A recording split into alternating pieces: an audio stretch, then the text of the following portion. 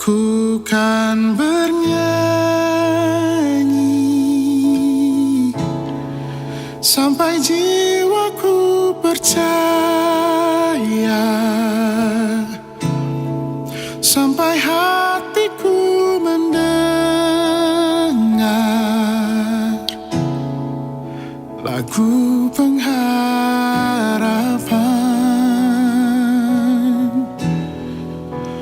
Ku kan berserah. Kami menjadi pelaku-pelakunya firman Tuhan. Nyatakan kehendak Tuhan dan rencana Tuhan lebih lagi atas hidup kami, Tuhan. Haleluya Yesus. Kalau pusat penyembahan kami, Tuhan, tidak ada yang lain, Tuhan. Hanya Tuhan Yesus Kristus namanya.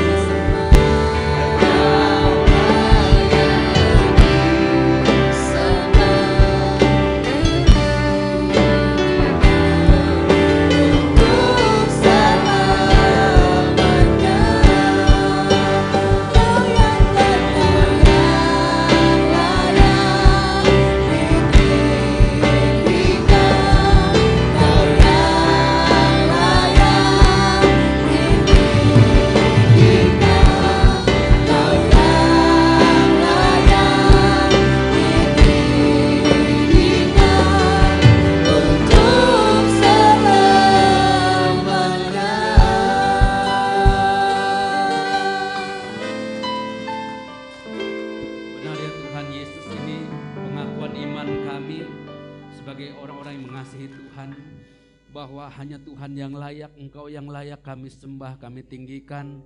Engkaulah pusat penyembahan kami. Kami bersyukur kalau pagi hari ini Tuhan Yesus, kami boleh menikmati hadirat Tuhan. Ini semua karena anugerah dan kasih karunia Tuhan. Terima kasih Tuhan. Kami siap menerima pesan-pesan firman-Mu. Kami berdoa pengurapan Allah turun mengalir memberkati kami semua. Dalam nama Tuhan Yesus, haleluya. Amin. Puji Tuhan, beri kemuliaan buat Tuhan, haleluya. Shalom semua. Salam sehat. Tetap semangat, amin. Puji Tuhan.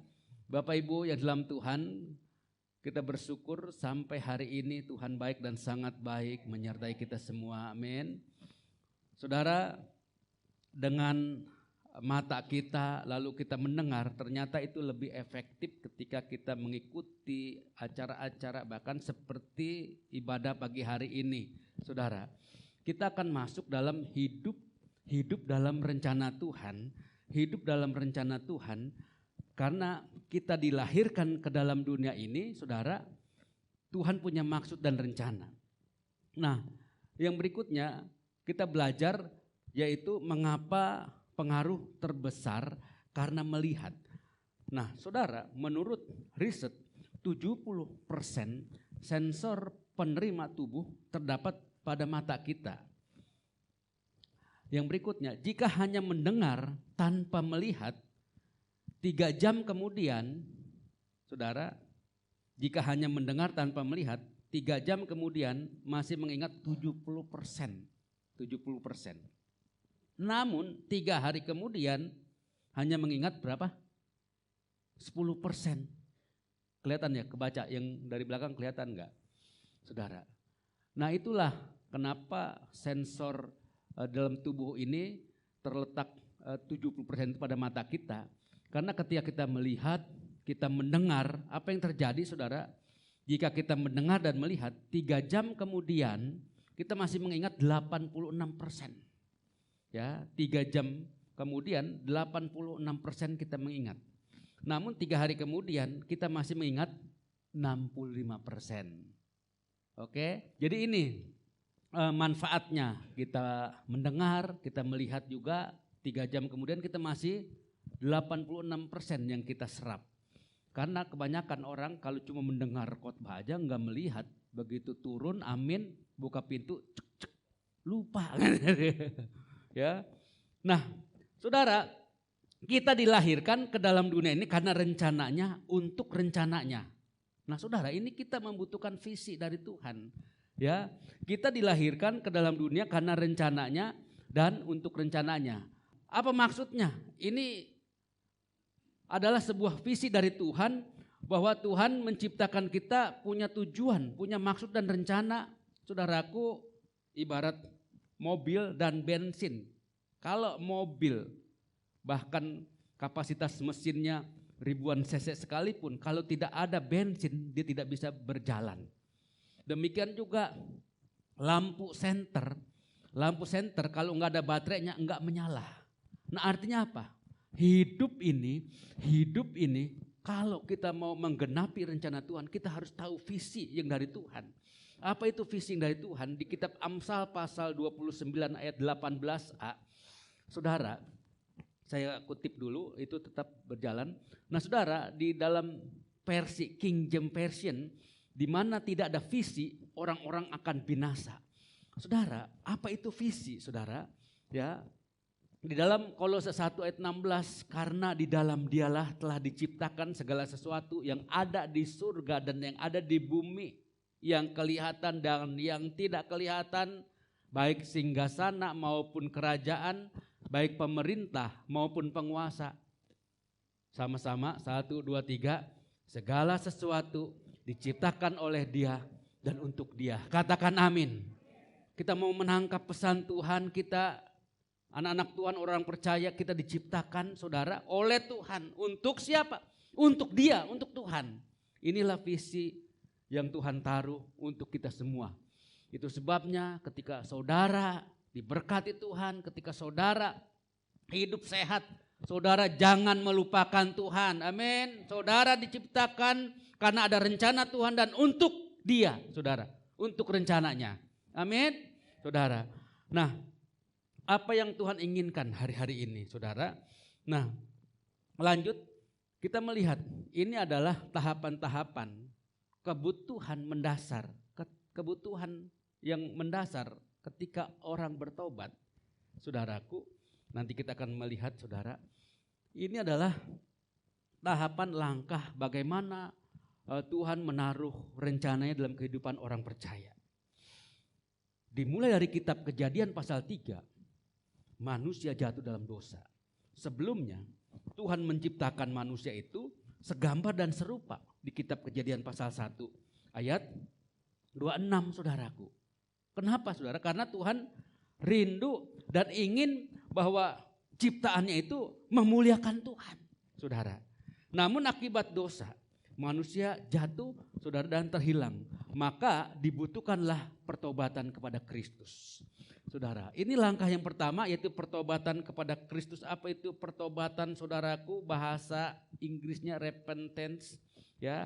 Secara teologis ini mendeskripsikan suatu tahap keselamatan, yaitu orang berdosa bertobat, artinya berpaling dari dosa. Pertobatan itu artinya berpaling dari dosa, berubah pikiran, menghasilkan perubahan perilaku. Katakan amin. Ini langkah awal tentang pertobatan, yaitu mendeskripsikan suatu tahap keselamatan, berpaling dari dosa, berubah pikiran, menghasilkan perubahan perilaku. Itulah yang dikatakan pertobatan, saudaraku. Nah, di dalam agama-agama lain mereka hanya puas bertobat. Di dalam kekristenan bukan hanya bertobat, tapi dilahirkan kembali.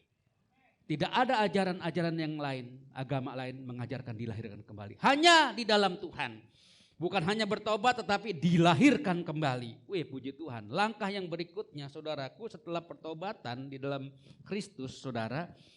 Setelah pertobatan dalam Kristus, kebutuhan yang berikutnya adalah mengenal Bapa. Apa itu mengenal Bapa? Yaitu melalui penyembahan kepada Kristus. Karena apa, saudara? Melalui penyembahan kepada Kristus kita semakin dalam, semakin mengenal. Yaitu hanya Engkau yang layak. Engkau yang layak kami sembah. Tuhan Yesus adalah pusat penyembahan kita. Bukan materi, bukan harta kita, bukan mobil baru kita yang kita sembah-sembah, yang kita agungkan, saudaraku. Tetapi disinilah kita belajar bagaimana kebutuhan mendasar dari orang-orang percaya. Kita mau datang kepada Tuhan melalui doa penyembahan. Disitulah kebutuhan kita tercapai, yaitu kita dapat mengenal Tuhan. Apa itu kata mengenal, saudara? Ini tentang langkah pertobatan, mengenal Allah yang hidup. Ketika manusia jatuh dalam dosa, apa yang terjadi, saudaraku, ketika manusia jatuh dalam dosa? Mereka akan mengalami yang namanya kematian kekal. Dosa itu mengakibatkan rasa tertuduh, rasa bersalah, keterpisahan, artinya terputus hubungan kita dengan Bapa. Kita tidak punya tujuan, bahkan yang pasti adalah kematian kekal. Itu akibat dosa. Maka kematian kekal. Nah, tidak ada jalan lain. Manusia berusaha melakukan perbuatan baik, bahkan menciptakan sesuatu supaya tidak kacau, namanya agama. Tidak, gama, kacau. Supaya tidak kacau dibuatlah agama. Ternyata tetap mereka tidak dapat datang kepada Bapa. Selain Tuhan Yesus datang ke dalam dunia ini. Amin. Bagaimana caranya supaya kita dapat mengenal Kristus, mengenal Bapa, saudara? Kita dapat mengenal Bapa hanya melalui jalan. Satu-satunya jalan yang Tuhan izinkan, yang Tuhan taruh untuk kita lakukan, saudara, yaitu melalui Tuhan Yesus Kristus. Amin. Bagaimana caranya? Kita membuka hati. Bukan hanya membuka hati tetapi menerima dan percaya. Apa yang terjadi, saudara? Ketika kita menerima dan percaya kepada Tuhan Yesus, saudaraku, itu berkat-berkat yang Tuhan kasih. Saudara, ketika kita menerima Tuhan Yesus, maka kita akan memiliki apa? Hidup kekal, tidak turut dihukum, saudara. Bahkan sudah pindah dalam maut, saudara, dari dalam maut ke dalam hidup yang kekal. Ini ketika kita membuka hati, kita menerima dan percaya kepada Tuhan Yesus. Amin. Saudaraku, ada ayatnya ya, aku berkata kepadamu sesungguhnya barang siapa, saudara ya, mendengar perkataanku dan percaya kepada Dia yang mengutus aku, ia mempunyai hidup yang kekal dan tidak turut dihukum, sebab ia sudah pindah dari dalam maut ke dalam hidup. Amin. Saudara, inilah langkah-langkah pertobatan. Lalu yang kedua, kembali ke PowerPoint yang tadi, yaitu kita membutuhkan bagaimana mengenal Bapa melalui doa penyembahan. Dan langkah yang berikutnya, saudara, setelah kita mengenal Bapa melalui bukan mengenal secara pengetahuan, secara logika, tetapi di sini kata ginosko, saudara, yaitu kebutuhan mendasar bagaimana mengalami apa yang Tuhan taruh dalam hidup saya dan saudara. Dulu kita belum bertobat, kelakuannya amburadul, saudara. Ya, bahkan perkataannya, tindakannya, keputusannya tidak memuliakan Tuhan. Tetapi setelah kita bertobat, kita semakin mengenal Tuhan dan kita mengalami pengalaman-pengalaman bersama dengan Tuhan. Kita mengalami pengalaman-pengalaman rohani, kita mengalami mujizat kuasa yang mengubah hidup kita sehingga kehidupan yang lama tidak lagi ada dalam kehidupan sekarang. Karena kita telah mengalami pengalaman-pengalaman bersama dengan Tuhan. Itulah yang Tuhan mau, bukan sekedar mengenal secara pengetahuan, tetapi mengenal karena kita mengalami pertolongan, mujizat, kuasa dari Tuhan. Suami istri, bagaimana saudara mengenal istri atau suami saudara? Dari jauh aja udah tahu tuh kemauannya. Ya, saudara ya. Itulah cara bagaimana kita mengenal, pengenalan seperti suami istri. Suaminya baru pulang aja nih, duduk di meja makan, istri udah tahu. Istri udah tahu disiapin apa? Ya, CNA. Nah, itulah hubungan yang mendalam. Kata mengenal itu seperti kita mengenal suami istri. Nah, saudara, bukan hanya secara ginosko, tetapi kebutuhan mengenal tadi, saudara, yaitu persekutuan dengan Kristus. Membutuhkan persekutuan dengan orang-orang yang memiliki dinamika yang sama, konsep yang sama. Apa maksudnya, saudaraku? Nah, ternyata inilah kerinduan Tuhan, bagaimana kita anak-anak Tuhan setelah bertobat, mengenal Bapa di surga, intim dengan Tuhan, kita juga harus ada dalam persekutuan dengan orang-orang percaya yang memiliki kesamaan dinamika roh dan kesamaan konsep pikir. Ini akan memunculkan potensi kita semakin maksimal. Tetapi apa yang terjadi ketika kita hanya berkumpul dengan orang-orang yang tidak memiliki dinamika roh, tidak memiliki konsep yang sama dalam pola pikir, maka kehidupan kita makin kacau, saudara. Kenapa? Alkitab sudah mengajarkan pergaulan yang buruk merusak kebiasaan yang baik. Amin.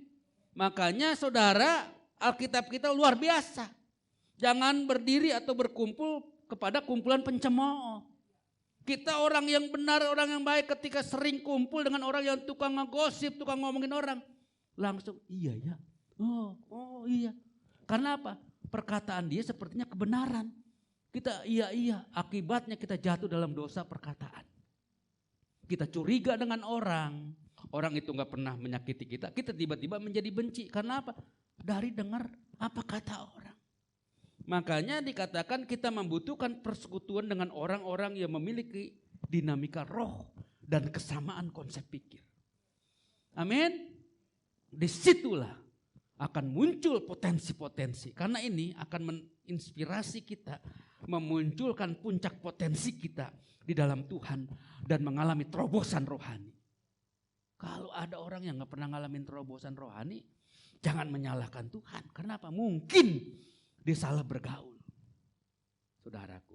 Ya, yang berikutnya, kita akan mengalami pertumbuhan dalam Kristus. Apa itu pertumbuhan, saudaraku? Karena apa? Karena kita membutuhkan suatu pengajaran yang sejati, pengajaran yang rohani.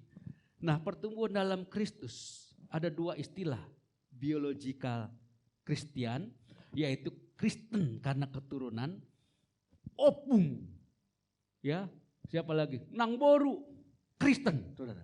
Nah kita keturunannya Kristen, itu namanya Kristen keturunan, ya opung nangboru, tulang tetelan, ya Kristen. Nah kita keturunannya Kristen. Nah saudara, kita mau bertumbuh bukan hanya menjadi Kristen keturunan karena iman, tetapi bertumbuhlah menjadi Kristen karena pengalaman iman. Amin. Kenapa dikatakan Kristen pengalaman iman? Karena kita mempraktekkan iman kita, karena kita sebagai orang percaya, orang yang memiliki otoritas, diberikan kuasa dari Tuhan. Amin. Kita praktekkan iman kita. Kita akan menjadi Kristen yang mengalami pengalaman iman. Kalau cuma jadi Kristen, cuma nonton, menyaksikan orang ngalamin pertolongan, ngalamin mujizat, kita cuma kita karena nggak pernah ngalamin. Ya, di sini banyak sekali anak-anak Tuhan. Bagaimana Tuhan tolong, Tuhan buka jalan, Tuhan beri mujizat karena mereka terus on fire beriman kepada Tuhan. Sehingga mereka menjadi Kristen yang mengalami atau pengalaman iman. Di dalam Alkitab dikatakan, tetapi engkau telah mengikuti ajaranku, cara hidupku, inilah yang dibutuhkan bagaimana kita hidup dalam persekutuan bersama-sama orang yang memiliki dinamika roh, kesamaan konsep pikir.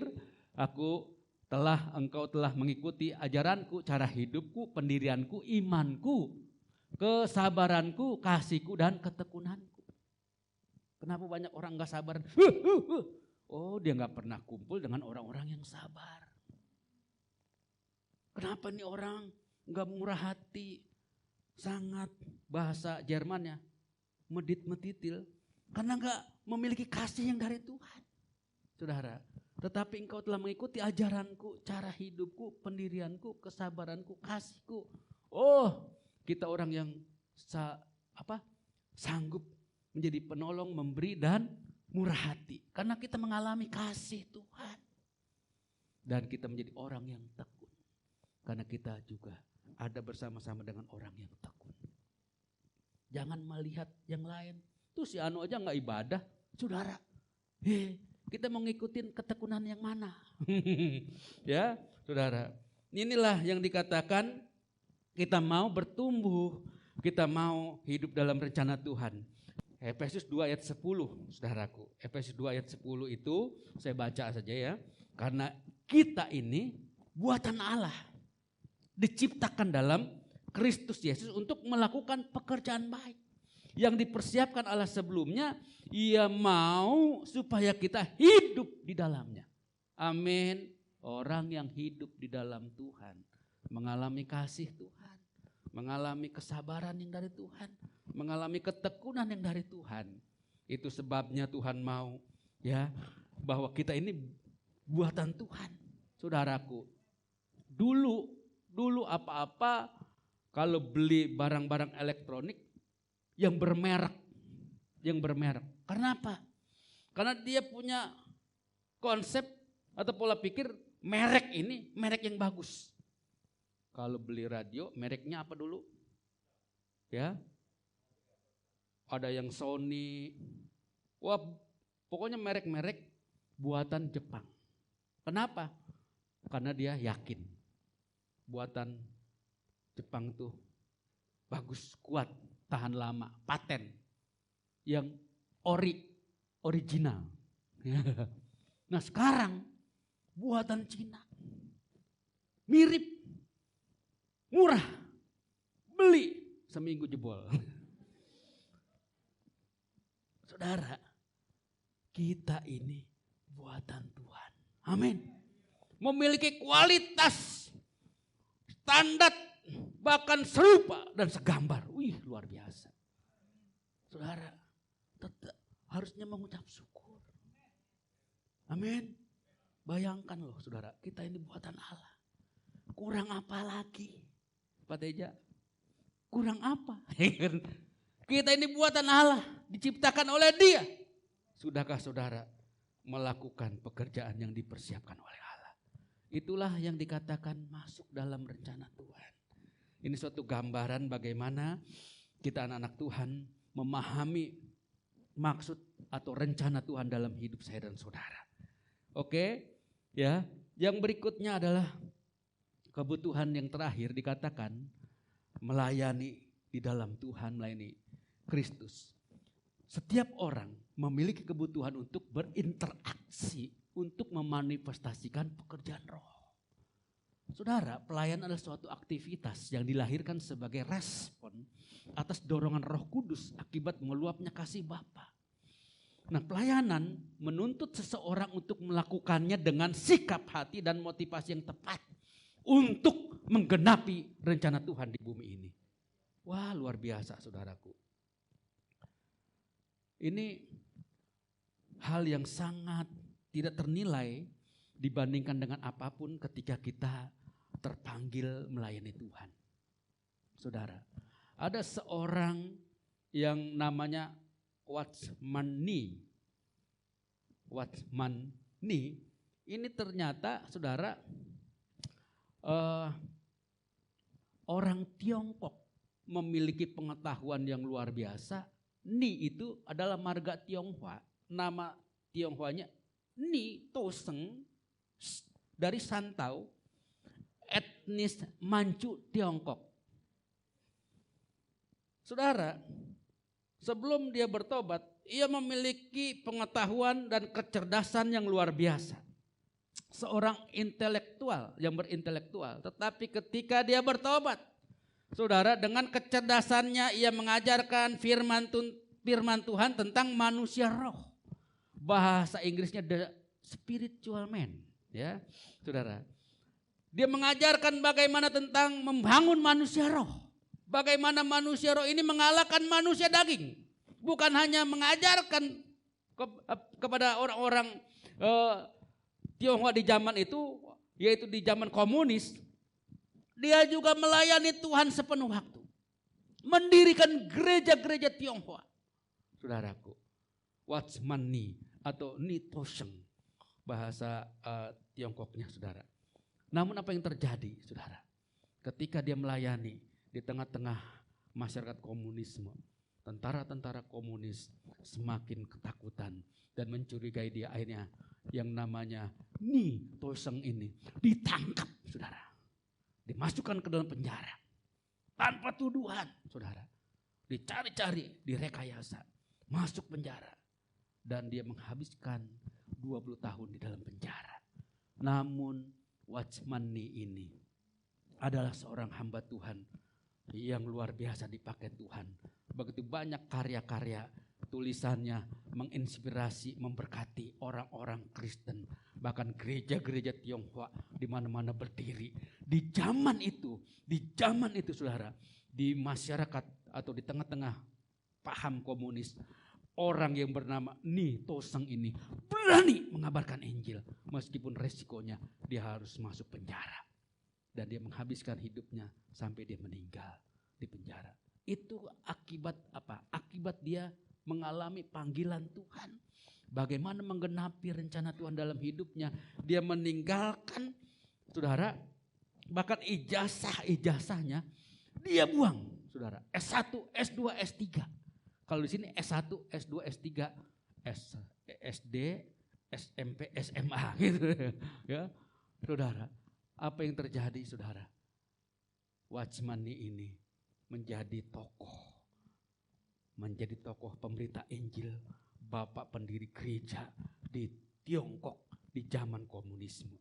Itulah bagaimana hati ketika dipanggil Tuhan melayani, dia mau menggenapi rencana Tuhan. Pertanyaannya tinggal sedikit lagi, bagaimana menggenapi rencana Tuhan? Tim musik, nah ini nih. Bagaimana menggenapi rencana Tuhan? Hidupku menggenapi firman-Mu. Kita naikkan pujian ini. Bisa semua lagu ini? Wah, puji Tuhan. Bantu saya ya. Ya. Bagaimana menggenapi rencana Tuhan, saudara? Kita naikkan pujian ini. Rapnya saja ya. Hidupku menggenapi firman-Mu, tanda mujizat sertai tiap langkahku. Kau bersamaku di dalamku, jadi bukti kebesaran-Mu. Hidupku menggenapi firman-Mu, tanda mujizat sertai tiap langkahku. Kau bersamaku di dalamku, jadi bukti kebesaran-Mu. Kau bersamaku, kau bersamaku di dalamku, jadi bukti kebesaran-Mu. Jadi bukti kebesaran-Mu, jadi bukti kebesaran-Mu. Kalau saudara mengenal Tuhan dengan benar, bukan pengenalan karena pengetahuan, tetapi pengenalan karena ginosko, saudara, firman Tuhan akan digenapi. Yaitu hidup ini menggenapi firman-Mu, yaitu tanda mujizat menyertai kita setiap hari. Amin. Itulah yang dikatakan menjadi Kristen yang mengalami pengalaman dengan Tuhan. Tanda mujizat sertai tiap langkahku. Karena apa? Karena Tuhan bersama dengan kita. Beri kemuliaan buat Tuhan, amin. Luar biasa. Bagaimana menggenapi rencana Tuhan? 1 Korintus 5 ayat 4. Bila mana kita berkumpul di dalam roh, kamu bersama-sama dengan aku, kata Tuhan. Dengan kuasa Yesus, Tuhan kita. Saudara, wah, inilah yang dikatakan kita dapat menggenapi rencana Tuhan kalau saya dan saudara terus hidup di dalam Tuhan, bahkan berkumpul dalam roh bersama-sama dengan kuasa Tuhan Yesus. Amin. Saudara, artinya kita tidak bisa menggabungkan nilai-nilai kerajaan Allah dengan nilai-nilai manusia lama kita. Kita ini sudah menjadi milik Kristus, menjadi ciptaan yang baru. Tidak bisa lagi menggabungkan nilai-nilai kerajaan Allah dengan kehidupan lama kita. Inilah cara bagaimana menggenapi rencana Tuhan dalam hidup saya dan saudara. Amin. Jadi selama seseorang tidak mengalami perubahan akal budi, ia tidak akan pernah bertumbuh secara maksimal. Berubahlah oleh pembaharuan budimu. Roma pasal 12 ayat 2. Amin. Kita ambil intisarinya, pesan-pesan Tuhan. Bagaimana Tuhan punya rencana untuk saya dan saudara. Kita ada untuk rencananya. Bagaimana kita masuk dan menggenapi rencana Tuhan. Kita hanya intim dengan Tuhan. Kata mengenal secara ginosko, bukan secara pengetahuan dan logika. Tetapi kita mengalami pengalaman bersama dengan Tuhan. Tidak boleh menggabungkan lagi konsep lama kita. Karena kita hidup sebagai ciptaan yang baru. Amin. Berubah karena akal budi kita. Tuhan Yesus memberkati kita. Amin. Tundukkan kepala. Terima kasih Tuhan Yesus. Kami bersyukur kalau pagi hari ini kami terus belajar. Dan kami semakin masuk dalam rencana Tuhan. Kami mau menggenapi rencana Tuhan dalam hidup kami. Karena kami diciptakan oleh Tuhan dan untuk rencana Tuhan. Hamba berdoa di dalam nama Tuhan Yesus. Haleluya. Amin. Puji Tuhan, Tuhan memberkati.